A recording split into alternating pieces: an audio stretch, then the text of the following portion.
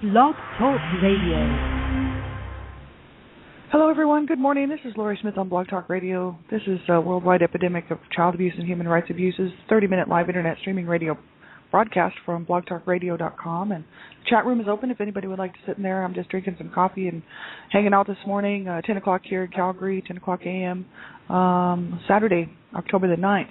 And I'm happy to be here. I just found a few articles I wanted to bring up and sort of talk about that I thought were worth talking about and worth mentioning because of the content and I found another interesting article from WHO, World Health Organization, regarding the fact that October 10th is the World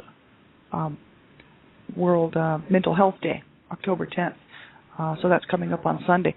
So I want to talk about that too, but we'll see how much time we have. But yes, I just want to do one show on the whole issue of the worldwide epidemic of child abuse and human rights abuses because I'm very much involved nationally, within North America with Dreamcatchers for Abused Children. I volunteer with them. I'm the Canada Regional Director for Dreamcatchers for Abused Children. And you can check our website out at http://www.dreamcatchersforabusedchildren.com. and see what we do, what we're all about. It's all about education, promoting education, awareness, prevention, to stop child abuse, right? Because that's primary prevention. Really, it's the best way to go because it stops the abuse before it happens, and that's what we need to do. There's too many kids out there, even in North America, who are suffering at the hands of parents, caregivers, you name it, people who are abusing them in every way. So we need to stop that, right?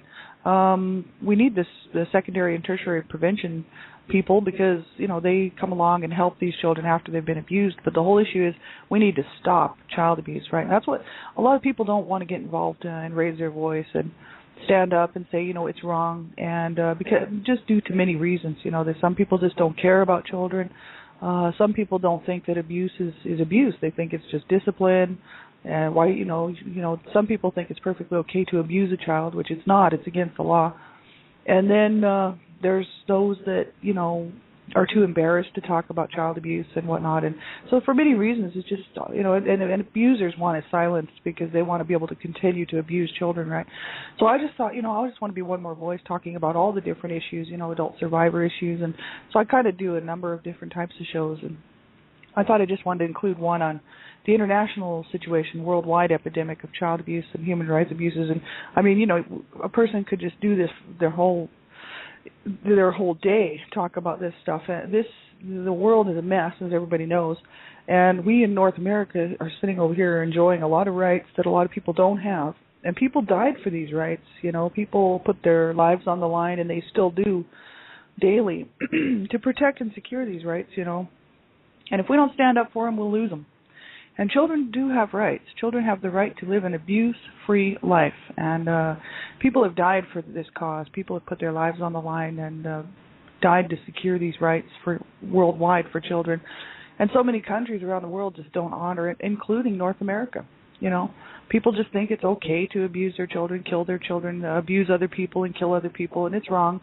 And it'll always be wrong. And, hey, I don't mind standing up and saying that, right? I'm not embarrassed, so we got to do something, right? So education really is the key. If every one of us knew what was going on, knew the signs and symptoms of abuse, knew to stop the abuse in our own homes, right, not allow the children in our own homes to be abused or anyone else, then we could stop child abuse and domestic violence and every other type of abuse. But since people won't stand up and they won't do it, there's a whole lot of us that are standing up to say, hey, well, if you're not going to stand up or you can't stand up, which children cannot stand up for themselves, right, then we're going to be a voice. And so that's what I'm doing, and I'm very happy to be able to do it. So thanks, everybody, for tuning in. So I'm not a professional counselor or therapist. I always say this on every show. And I'm just a person, a private citizen, paying to do my own shows. I study the whole issues surrounding child rights and human rights, child abuse, domestic violence, sexual assault, you name it, because this is what I'll be doing, advocating against abuse for the rest of my life.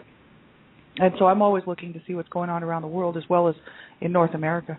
So I found some great articles here, but you have to listen at your own discretion to all of my shows because, you should be responsible for what you're listening to. And if the topic makes you uncomfortable, you have to turn the show off. It's your discretion. And if you're a young person under the age of 18, I just ask that you have someone listen to the show with you because really you'd be doing yourself a favor and me a favor because my shows have a lot of adult content in them, and ultimately it's about stopping child abuse. But you need to keep yourself safe when you're online, and it's a good idea to get in the habit of letting an adult know what you're doing when you're online in chat rooms and different things, because there are at any given time hundreds of thousands of child sexual predators online trying to get a hold of children, and they'll use any means they can use to get a hold of children because they want to assault them. They want to assault children sexually and physically, and you have to be very, very careful what you're doing online. So you can start with my show by asking an adult or a caregiver, somebody who's looking after you, to see if this show is something that you should be listening to, right? It's mainly about stopping child abuse, but it has a lot of adult content on here, and I just don't know how young the people are who are listening to my shows, right? So this one article comes from IREN, and I get IREN updates into my email all the time, email alerts, right? And this is Humanitarian News and Analysis. It's a project of the UN Office for the Coordination of Humanitarian Affairs, right? IREN, I-R-I-N. And this website is www.irennews.org, irennews.org. And it's called Senegal, One Household, One Talib, or Talibe. I'm not sure how to pronounce that, T-A-L-I-B-E. And this was written on October 8th, 2010 by IREN. It's Dakar. It says, amid years of talk and sleek publicity campaigns about getting children, Quranic students, with their begging bowls out of Senegal's streets, women in the Pekin neighborhood of the capital, Dakar, have quietly been doing just that. So it says, the recent conviction under a 2005 law of several marabouts, Islamic leaders and teachers, for forcing children to beg, as well as reported by Human Rights Watch, HRW, spotlighted the situation of those Quranic students who are exploited and abused by their teachers. It says, despite an apparent crackdown by the authorities in recent months, including ads on the front page of the state newspaper and colorful billboards reminding that forcing someone to beg is a crime, the young students, called talibs, are everywhere, in torn clothes and often barefoot, weaving in and out of traffic, begging cans in tow. It says, in one area of Pekin, a group of talibs know where they can find meals, clean clothes, and soap and water to bathe, with neighborhood families who, despite all their own poverty, do what they can to help the children whose parents are far from Dakar. So these would be children who are studying under these marabouts in these Islamic teachers in Senegal. In Dakar, right? And they're forced to beg on the street for food and for money or whatever, and they don't have any clean clothes, they don't have any clean, because these kids are not near their parents, they're sent to these schools, and they just have to kind of fend for themselves when they're not being, when they're not in the class with these Islamic teachers, right? And so this is what this article is about, and this is really sad, because these children, they have homes, but their homes are so, many of them, maybe not all of them, but some of them have homes, and they just don't, the people are so poor, they have to send their children out to go to these marabouts, these schools with these Islamic teachers teaching the Quran, but they have no money, so it's not like they can send their children with money, and if they did, the children would have to give the money over to the marabouts, right? So many of them are just so poverty-stricken, right, that they have to do this in order to survive, right? So it says, while religious study is customary and honored, many poor families throughout Senegal, but also in neighboring countries, send their boys to Senegal cities to learn from marabouts, simply because they cannot afford to support them at home. So according to the NGO Tostand, HRW, that's Human Rights Watch, says families generally think their children face a better future under a marabout's care, as the teachers are expected to feed and look after their students. It says, as their own. It says, if you've got a heart, you've got to consider each child you see as your own child. Theoro Fall, one of the Pekin women who helped the Talibs, told IREN. Most women in her association, the National Women's Union for the Development of Senegal, are divorced, widowed, or have been abandoned by their husbands and are raising their children alone. But they take the Talibs as their own, so they take these kids in, right? So this woman says, I've got 4 children and 1 Talib, Adama Nidaya told IREN. The women told IREN, since the global financial crisis, Dakar's poor residents are lucky if they eat 1 good meal a day. And we prepare just 1 meal a day. Mariam Anias said it wasn't like that before. The women said they chip in weekly to a fund that can be used in an emergency like a serious illness in the family. And we get by, and each does what she can to help a neighbor in need and to help the Talibs, Fall told IREN. Here it's pure solidarity, where the little we have, we help the children. Hey, you can't let a child die of hunger. I've got nothing, but I'm a humanitarian. So these people, they only have one meal a day, but they're actually helping to support, these talibs, these children on the street, who are supposed to be looked after by their teachers, these marabouts, right? But they're not. And it says, the women collect what is left from the day's meal and put it in a common bowl for the talibs.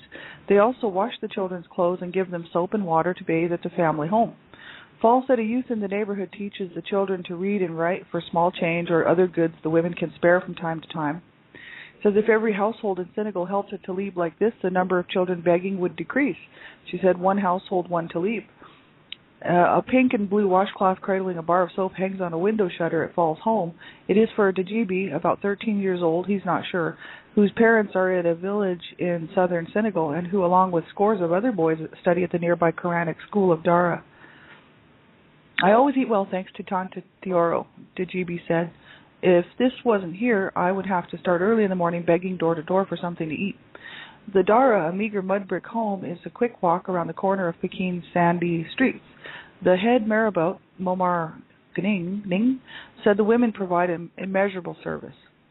These children do not beg, he said. Any evening you can come here, you'll see the children eating a good meal, and it's because these families shared what they have. So that's what this Islamic teacher said. Ning, who said he studied in Saudi Arabia, showed iron stacks and stacks of books in his room, alongside wooden plumes and containers of ink the children used to write Quranic verses on wooden tablets. In addition to the Quran, he teaches the history of Islam and geography, he told Iron. He said, given the cases of child exploitation by some marabouts, media coverage of Daras generally focus on the negative, but that there are many positive aspects of Dara education. Commitment to the children. So it says Senegal has Daras where families pay high tuition and children receive all they need, but many Daras remain poor, Fall said. These Daras need support so all children can learn well and be healthy. It says community solidarity or not, in the end, the marabouts' commitment to the children's learning and well-being is paramount, experts say. It has long been common in some areas of Dakar for women known as Marraines, godmothers, to feed talibs and provide other support, but the help covers only a small minority of the children. So Human Rights Watch researcher in Dakar, Matt Wells, said, more importantly, even with this assistance, some of the teachers nonetheless send the children out to beg and many abuse the children. So it says the Marraines' contributions mean that the boys won't go hungry and will have a place to wash themselves and their clothes. And in better run Daras, where the marabout prioritizes Quranic education, the boys will no longer be sent out to beg. All too often, though, economic exploitation continues. While the boys no longer beg for food around mealtime, they still must return a daily sum to the marabout, the teacher, or face severe physical abuse. So that's the thing, these children are exploited big time, and that in those countries, who's going to help them? Who's going to step in unless the community does? And basically, we have to take a lesson from that over here in North America. Children are abused over here every day, and but yet everybody closes their doors to these children. It's like, well, not my child. Why should I bother to help this child? People know about abuse and they don't report it. North America, with all the programs and the police officers and everybody else who, some would slip through the cracks, of course, because there's no perfect system. But the majority of people, there's no reason for this abuse to be going on whatsoever. In these other countries, you can kind of see how it can happen because there's no backup, there's no support unless the community, like these women, this women's group steps in, right? Then these children would be on their own, right? But the thing is in North America, there's so many programs and so much money being pumped into this thing, $104 billion a year because of child abuse, and it's absolutely ridiculous that this is happening in North America. I can see it happening in these other countries because of the poverty levels and the fact that there's just nothing in place for these people. But North America, it's just absolutely ridiculous that this is going on. And that's why I want to bring out the contrast, because people think that we don't have a problem with child abuse in North America, but we certainly do. Just talk to the doctors. Just talk to the doctors who work with the abused children. Talk to the police officers that have to go and take these children out, take the parents out in cuffs and get the children some help. Talk to the morgues, and find out just how many children go through the morgue who have been abused. The people that have to come and pick up the body bags, this is absolutely ridiculous. North America, this is happening over here. People just can't be decent to their children because they got to be, for some reason, think that they have the right to kill, maim, and murder and abuse and torture their children, right, and sexually use them. This is ridiculous. I mean, around the world I can kind of see it because it's just education issues, lack of education, lack of knowledge, and complete ignorance and traditions and all this, right? But North America, there's no excuse for this, and that's just the difference between countries. Like here in Senegal, people are helping the children, and they have nothing. They eat one meal a day. These people, might have one good meal a day, and yet they take some of their meal and they share it with a kid on the street. You think anybody in this country would do that? It's like, no. It's like, no, fend for yourself. I got my meal, you go get yours. And, that's really, really sad, but that's pathetic, and that's what, it's pretty sad. And I'm not running down North America because, I love North America, and we really, along with parts of Western Europe, and the UK and whatnot, and Australia and different countries who actually secured child rights and human rights for people around the world. People who lost their lives, that's what the whole fight was about, just in case people don't know and haven't studied up on the history, right? Every single war has been that the United States has been involved in. Canada, Australia, Western Europe, actually many countries around the world have lost millions of lives to try to secure human rights for people. And of course, countries make mistakes, but in the meantime, they've done some awesome stuff because of what they stand for, which is freedom, right? And so, hey, I'm glad and really proud to be a North American. I belong to both countries, actually. I'm a U.S. and a Canadian citizen, and I'm just so proud, so happy to be, let me tell you. And for everybody who went out in these wars, and these servicemen and women that went out and gave their lives for my freedom, I thank you very much. I'm very, very thankful every day. But the thing is so many people aren't, and they just don't care, and they think that should be allowed to go ahead and kill their children, beat up on their husbands and wives, abuse people. This is absolutely ridiculous. And this is 2010, and it just bothers me. But these other countries, look what their people do. They help their people out. They try to anyway. They only have one bowl of food a day, and yet they would give some of that food to a child on the street who's not going to get anything unless they give them something to eat. So there's some good-hearted people out there, and sometimes I wish that we had those type of people over here in our own country. Well, there are good people here too, who are doing all they can to help children, right? Thank God. And those people I'm very thankful for. So I want to talk about the next article that I found was, it's another article from IRIN, Sri Lanka. This is to do with the females that were picked up to go fight, with the Tamils, right? And it's just really quite sad when you think about the fact that so many people were forced to fight in those skirmishes and battles, right? That didn't want to be there, really. And these are people that, really should. These are young women, young girls, probably anywhere from the ages of like 13 to 16 to 20, who were forced to go be part of this battle, part of these wars here. And it's very, very sad, you know what I mean? Because then they have to come back and try to integrate back into their own society, and nobody wants to have much to do with them because they sort of look down on them because they were doing what they did. But the thing is they were forced to do it, or they'd be killed, or their family would have been killed, right? And many of them were just used for sex, like sex slave trade, exploited and whatnot. And it's just absolutely really sad, really pathetic that this could even happen, and we know that it does. It says, Sri Lanka, former female fighters strive for a better life. And this is from IRIN, of course, IRIN News, IRINNEWS.com. It says, Batikaloa, 29 September 2010. So this was put out September 29th. IRIN. Lalitha was 23 from Petva Palu, Malaya, deep in Sri Lanka's eastern interior, when the Liberation Tigers of Tamil, ELAM, LTTE, came for her. At the time, each family living under the LTTE control was required to provide a child to the separatist forces fighting for an independent Tamil household or homeland for 3 decades.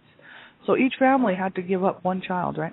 So Lalitha joined up to spare her younger sister. So this girl stepped in her younger sister's place. After heading a female Tamil Tiger team in battle for 9 years, Lalitha escaped in 2004 to take care of her then ailing mother, only to end up on the run. She was terrified of being identified by the Sri Lankan Army, SLA, or the LTTE and putting her family at risk. Every day I would change my accommodation so I would not be tracked down, she said. Today, Lalisa lives with her mother in their partially built home, earning a small wage managing a makeshift shop in the eastern city of Batticaloa. Some of the names I find very hard to pronounce. It says bias. According to the World Bank, only 1/3 of skilled youth are employed in Sri Lanka, and much of the Batticaloa's population remains dependent on traditional livelihoods like fishing and paddy farming to subsist. But for women like Lilith, that struggle can be more pronounced. The biggest problem for female ex-combatants in Batticaloa is that a conservative Tamil civilian society does not allow them to use the skills they learned in the armed movement, said Sunny Inbaraj, a researcher from the UK-based Liverpool School of Tropical Medicine, who recently completed a study on the reintegration of female ex-combatants in Batticaloa. Society would have them learning how to sew or be domestic helpers rather than carpenters, masons, bricklayers, or computer repairers. Because, see, these are women, right? So their own society thinks they should just be doing women's work, right? And these women out there in these battles, in these fields and wars, they learned how to do things like build things, carpentry, probably how to technology and stuff like this, right? So at the same time, however, Inbaraj believes that women have formed strong support networks among themselves and are often the heads of households in this post-war period. I don't think there is a stigma at the community level against the women ex-combatants. Most of them were from areas that supported the Tigers, he said. The International Organization for Migration, the IOM, has helped 660 ex-combatants, more than 50 of them women, who took the risk to enroll in the government-backed plan in the East. These are people in government rehab centers. Richard Danziger, IOM's chief of mission in Sri Lanka, said, once discharged, they come to us and we see what their needs and aspirations are. Then we provide them both direct and indirect assistance, for example, business grants, civil education training, and vocational training. Racinthi from rural Tilaveta in the east was 13 when the LTTE knocked on her family's door. She survived a fierce battle in the LTTE stronghold of Bahari when 80 tigers were killed, including her best friend, and Racinthi was hit by shrapnel. She was only 13 years old when they came knocking on her door and got her. Now that's a child, and see, over here in this country, people would be like, "What?" But in that country, 13 years old, they're old. Once they're old enough to have children, they're women, and they're on the road to adulthood. You know what I mean?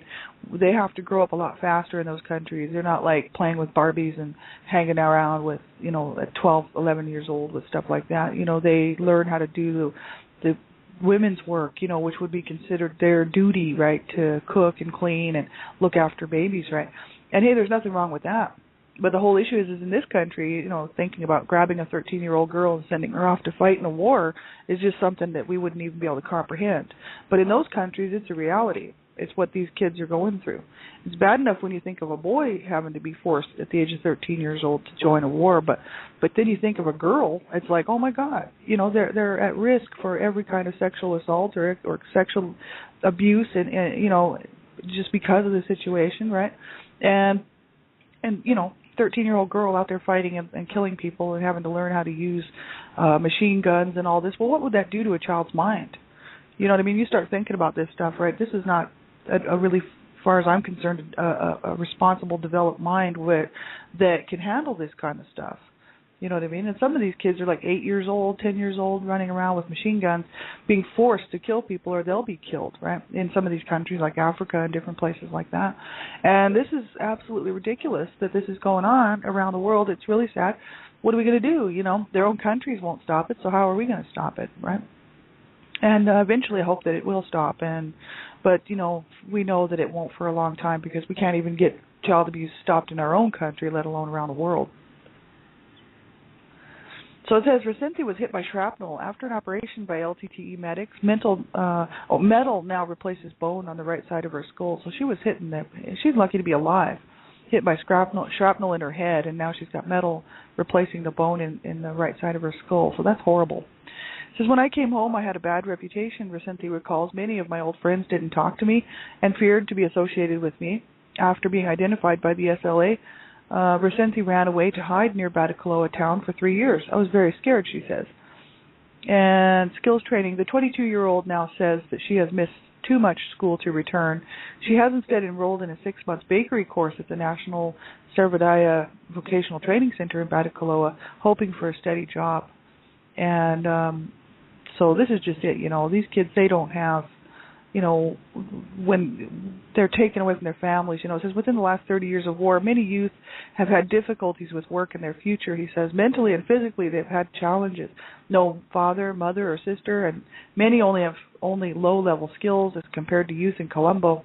But gradually we are establishing a new generation. So, these kids, they have to go out and fight and kill and learn how to destroy things.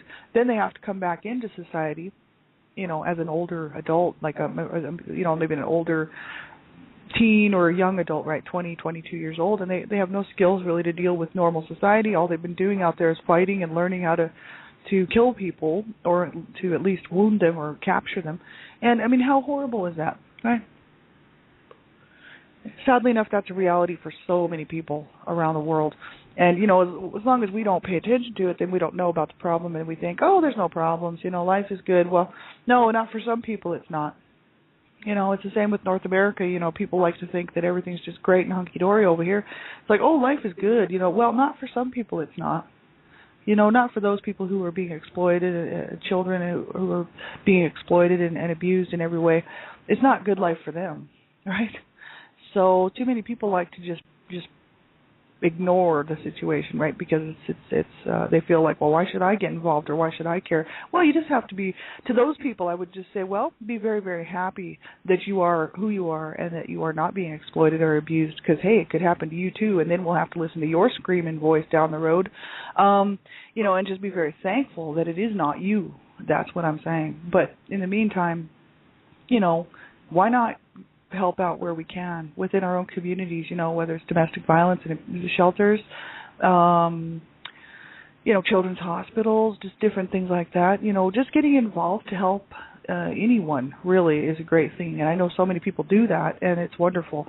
And, whatever we can do within our own capacity, not everybody has a lot of money to donate. So, hey, then there's other things that we can do to help out. Just volunteer to help out at the different events that are going on in our own communities, be a voice, stand up and say, what, it's wrong, child abuse is wrong, human rights abuses are wrong.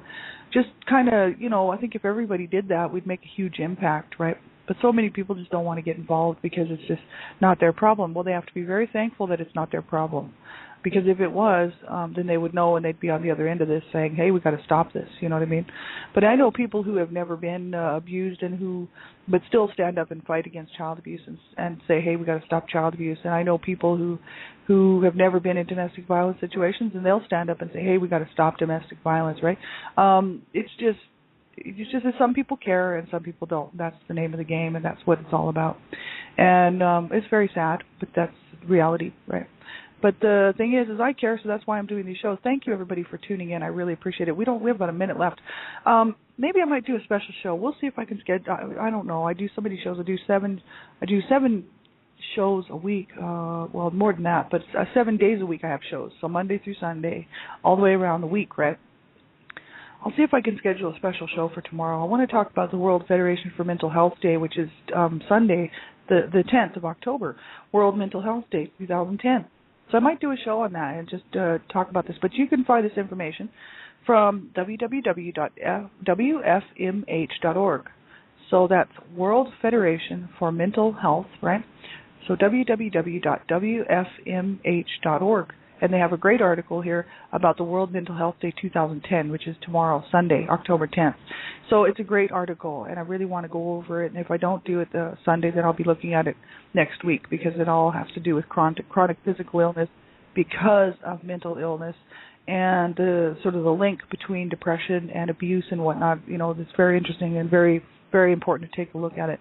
So have a great day, everybody. We'll talk to you real soon. Hope you have a wonderful weekend. And for all the Canadians that are celebrating Thanksgiving, happy Thanksgiving to you all and to your families, and just all the best to all of you. We'll talk to you real soon. Bye-bye.